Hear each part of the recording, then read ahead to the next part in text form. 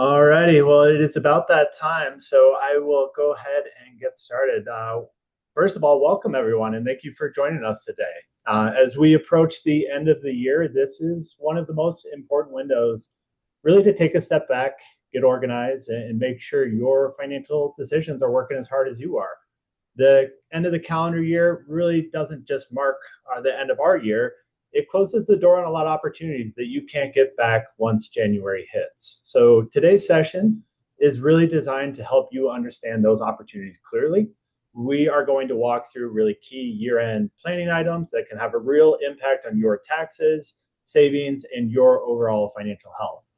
That's going to include making final retirement contributions, understanding tax-efficient strategies, optimizing charitable gifting, reviewing your cash flows, and making portfolio adjustments that should be done before December 31st.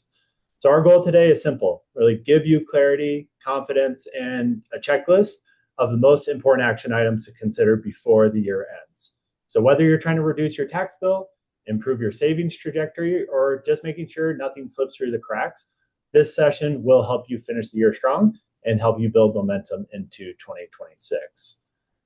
So we can go ahead and dive into intro so you know who is talking to you today. My name is Ryan Emerson. I'm the director of our Wealth Builder team here at Curi Capital. The team specifically is really focused on helping individuals and families that are in the accumulation stage of their financial journey really make smarter, more accurate decisions today. So I've been working as a financial advisor for the better part of the last 13 years. I am based out of Denver, Colorado, and I will pass over to my colleague, Janelle McCreary, to introduce herself. Hi, Janelle McCreary. I'm a certified financial planner. So the difference between CFPs and other financial advisors is that we are legally obligated to act in our clients' best interests. I love that model. I am a mom to 4 kids, married, live in Denver, and I have been in this industry my entire career, so around 25 years at this point. So I've seen some things.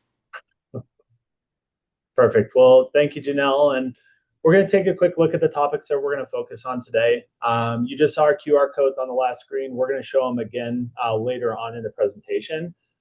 You can actually get out your phone as well. That's something that I think most presenters rarely say, but we're going to have you vote on the topics that we are going to focus on today.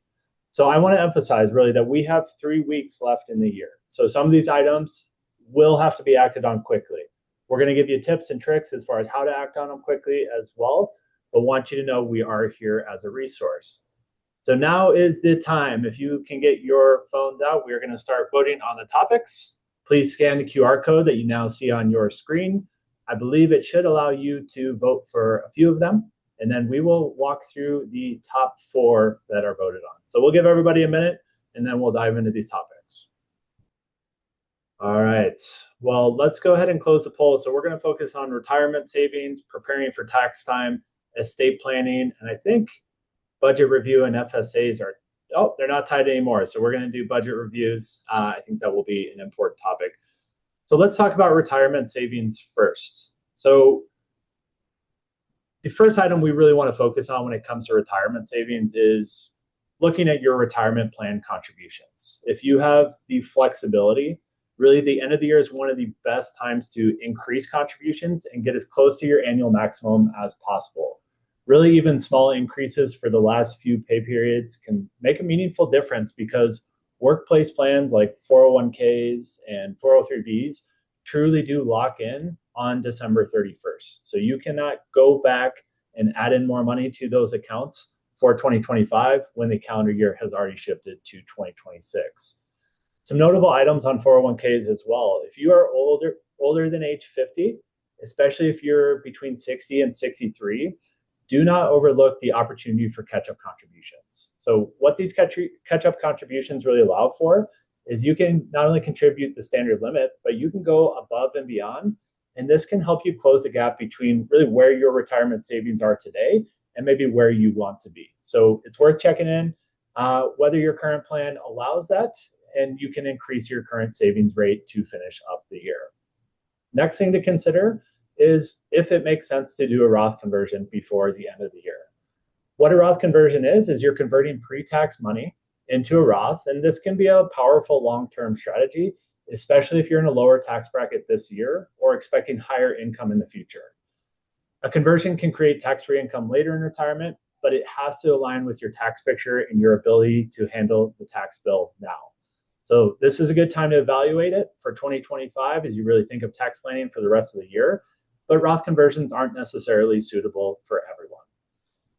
The next item is really focusing on your employer match. This is one of the clearest examples of free money when it comes to personal finance, but you can really only get the full benefit if your contributions are aligned with your plan rules. Some people accidentally max out too early in the year, which not only stops their contributions, it can also stop matching for the final pay periods of the year. So make sure you're not unintentionally leaving some of that match on the table as well. Last thing here is keep in mind, depending on your income for 2025, you may still be eligible to contribute to an IRA up until the tax filing deadline next spring. So understanding those rules and planning ahead now is going to help make the most of 2025 contributions.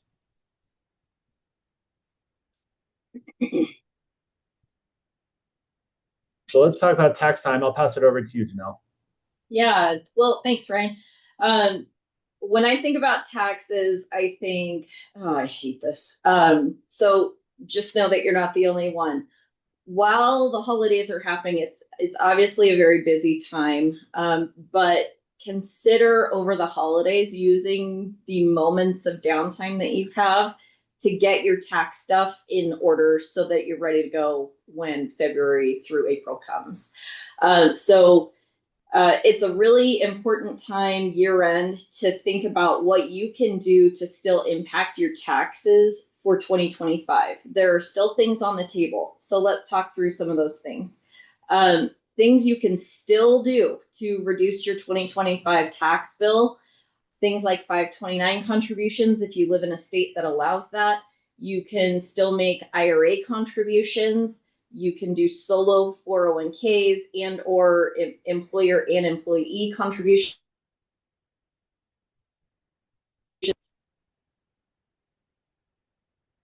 Janelle, we might have lost your audio. I don't know if you can hear us. I can hear you. There you go. We got you back. Okay, sorry about that. There's lots that can be done to influence your tax picture. So just know that you're not stuck in your taxes. There's lots of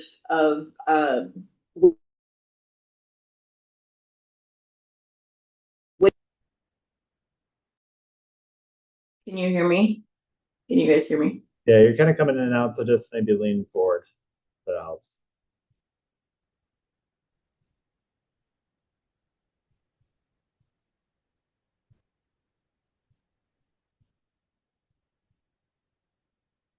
All right, why don't we jump over to FSAs and HSAs or budget review? Hannah, I think you're driving. All right, perfect.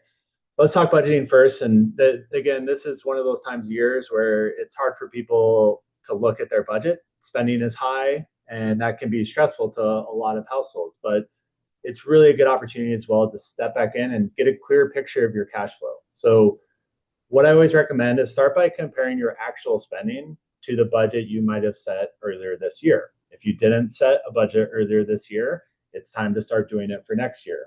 So what this review is going to allow you to do is get real insight into where your money actually went, not where you thought it would go. So this can help identify patterns, surprises, or areas where your priorities might have shifted throughout the year as well. From there, I think setting goals for 2026, and this is important to do as a family, is going to be really important for you as well. So lifestyles can change. Again, priorities can change. You got to make sure that your budget aligns with those. One great resource that I always like to recommend, it's called You Need a Budget, or YNAB. This will help you link your accounts, get organized, and really see what your spending habits are. It's also a good time of year to review your debt balances and think strategically as far as how you're going to pay those down next year. So it might make sense to refinance. We actually just had some news yesterday on December 10th that interest rates have been slashed slightly to end the year. We might not see another move on that side of things for a little bit, but this can create an opportunity for borrowers to refinance their debt and hopefully lower their monthly payments. Finally, always like to focus on your emergency fund. So making sure you have enough set aside to protect yourself from unexpected expenses or potential income changes is really a smart thing to do as we head into a new year. Our general recommendation is 3 to 6 months of essentials set aside in cash. When we talk about in cash, we're not saying holding it in under your mattress or something of that sort. It should be held in a high yield savings account. So most interest rates for what are considered high yield savings accounts today are going to be ranging from about 3.25% to about 3.5% is the range you should be targeting. So again, year end is the ideal moment to make sure your safety net is strong heading into the new year.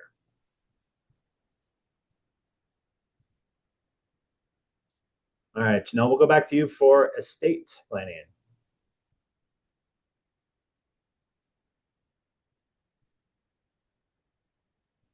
I cannot hear you. Are you there?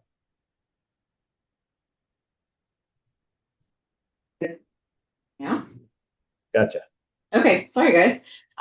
Estate planning is one of my favorite things. And why is it one of my favorite things? Because you can make a big difference in your life and in the lives of those that survive you, or in your family's lives, if you do very, very simple things that you can do right now over the holidays in like 10 minutes.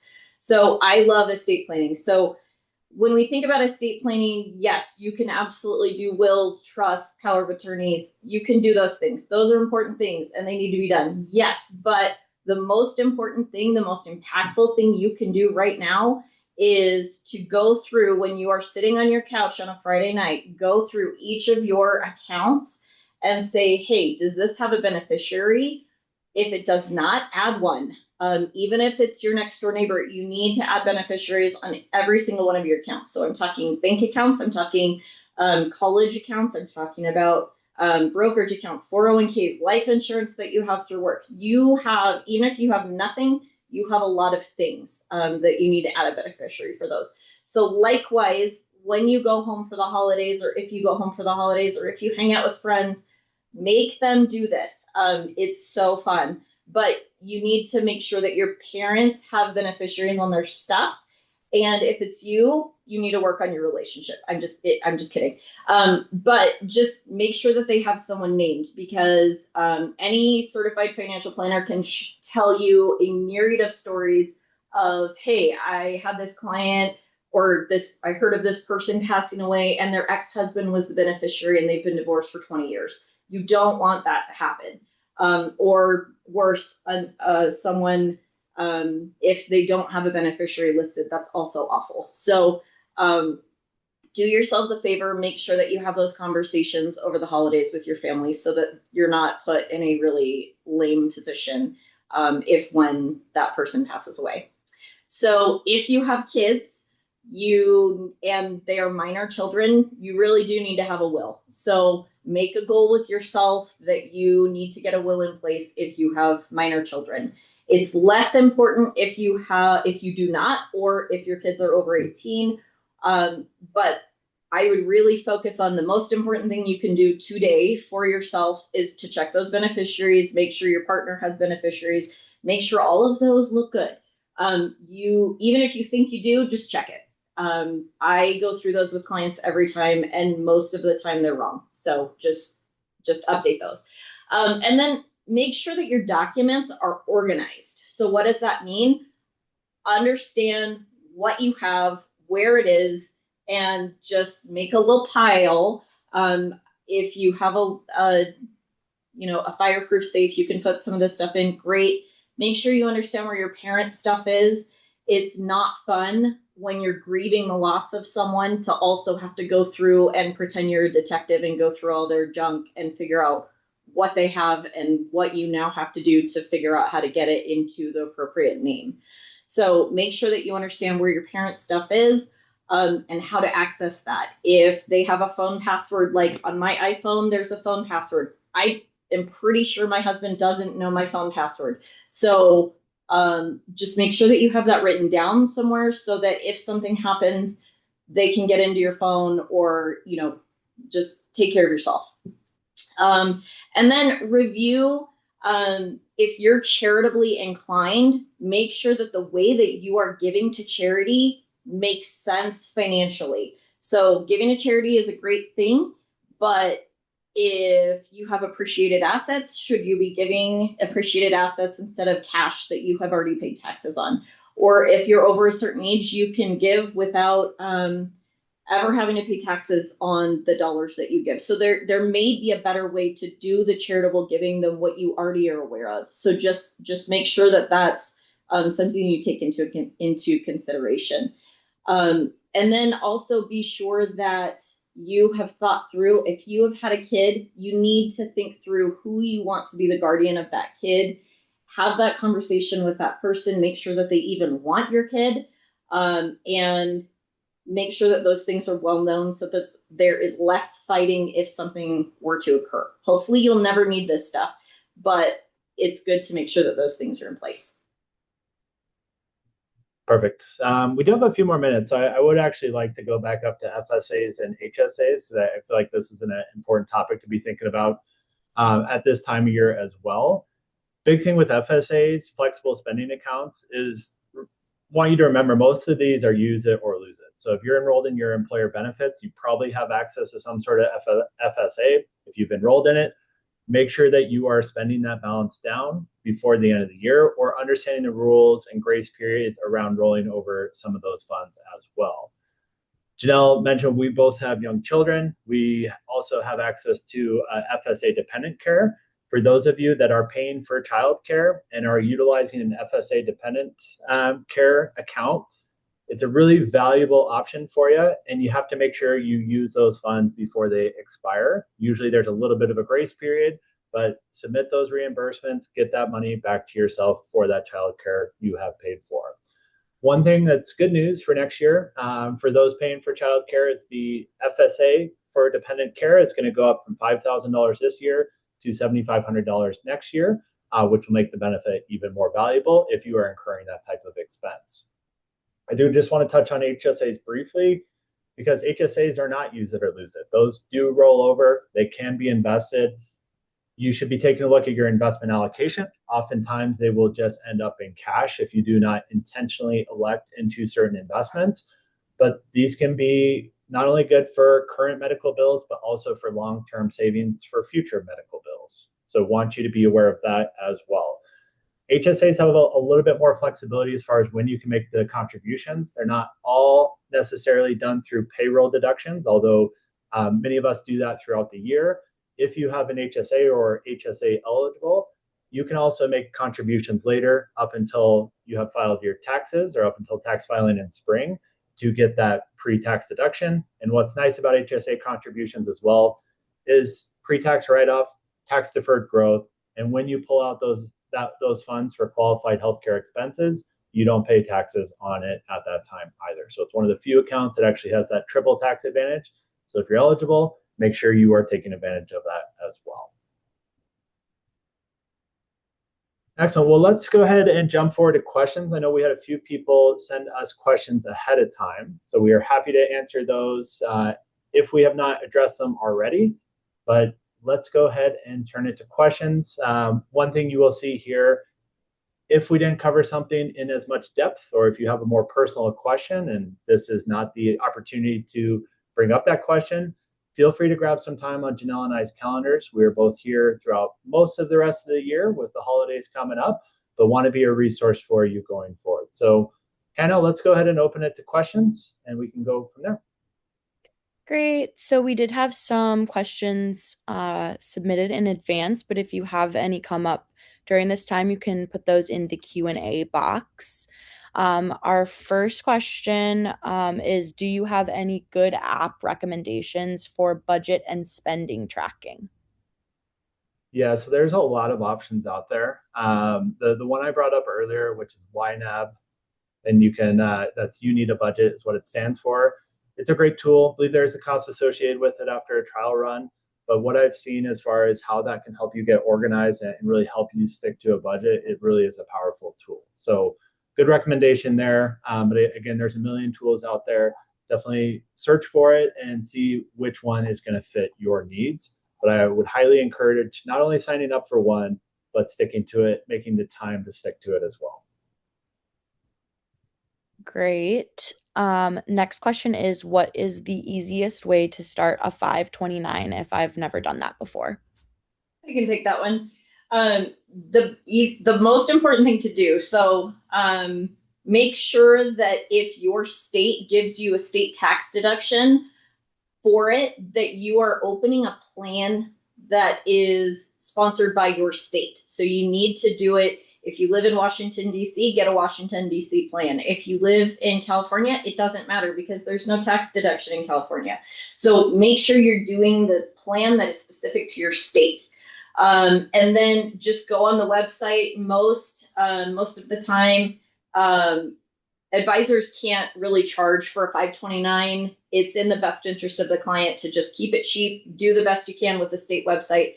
I would really encourage you to go in, create one for each of your kids, and then get yourself on a plan so that you're saving $25, $50, $100, whatever that dollar amount is. Just start doing it. And then what's cool is that a lot of these companies also have like a little QR code you can share with your parents or your friends and whatever.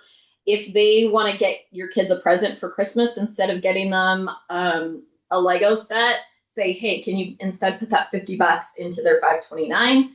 And it's super, super slick. So I would consider doing that. And you can still do that up until 12/31. Start doing that. It's a great thing to do. Okay, we had one come in that says if you turn 64 at the end of next year, can you still do the catch-up contributions for 60 to 63-year-olds in 2026? Yes. Great. And then another one that says, does Curi Capital offer estate planning assistance to Curi employees? Good question. So we are relatively limited as far as offering we do not draft up estate documents. We can make recommendations to Curi employees or really any employee as far as who would be a good resource or what would be a good resource to potentially get those documents drafted up. Great. Another question that came in is if my income didn't change this year, do I need to update anything for tax time, or is it kind of just copy paste from last year? Great question. I would say, hey, what was your refund or what was your tax bill like that was due in April? If you got a big fat refund, then and you like getting that, then you can probably leave it. If you had to pay, you need to pay attention to that and you need to make adjustments. So if taxes are super, it's a really fun way to influence and improve your tax situation. If you need help walking through those things, that's something we can absolutely help with. But you do not have to do anything, but it's probably in your best interest to look at that. Awesome. Ryan, this next one might be for you. What are some warning signs that my budget needs a change? I think the biggest warning sign you might find is stress. If you're feeling stressed about your monthly cash flows, if you're not sure where all your money is going that is coming into your checking accounts, it's time to review that budget and make sure you're making a change so that you can alleviate that stress. I think a lot of what we do as financial advisors is helping our clients feel more confident and less stressed day to day about what their financial picture looks like. So specifically from the budget, if there's that uncertainty or miscommunication within your relationship or household, it certainly is going to drive needing to make a change. Great answer. I think we just have time for one more here. What are some good year-end financial tasks for new parents? Yeah, the big one, I would say there's a few accounts that are specifically for children. I know we've heard more recently that there's potentially Trump accounts coming into the picture that certain folks will be eligible for to receive an initial contribution. 529 accounts, again, great opportunity to get that set up. As soon as you have a social security number for your new child, you are eligible to set up that account and would encourage you doing so. Some states actually have matching programs for young children into education accounts, so you don't want to leave any of that money on the table as well.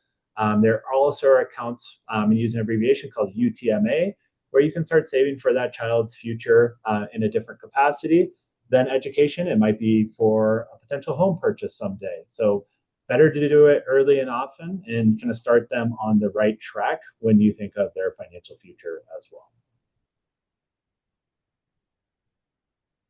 Janelle, anything else you would add there? I would say just make sure your oxygen mask is on first. It's awesome to, max out your kids' education accounts, but if you don't have a retirement account, let's focus on you first, and then we can focus on kids. Thanks, Janelle. Great questions. Well, thank you everybody for joining us today. We will actually post a copy of this recording. You'll receive a link to that video since you registered and joined us as well. We're here to help. So I want to wish everybody a happy holiday. If you have any questions, please follow up. Please schedule some time with us. But wish you all the best. Wish you and your family happiness and health going into 2026. But thank you again for joining us. Take care.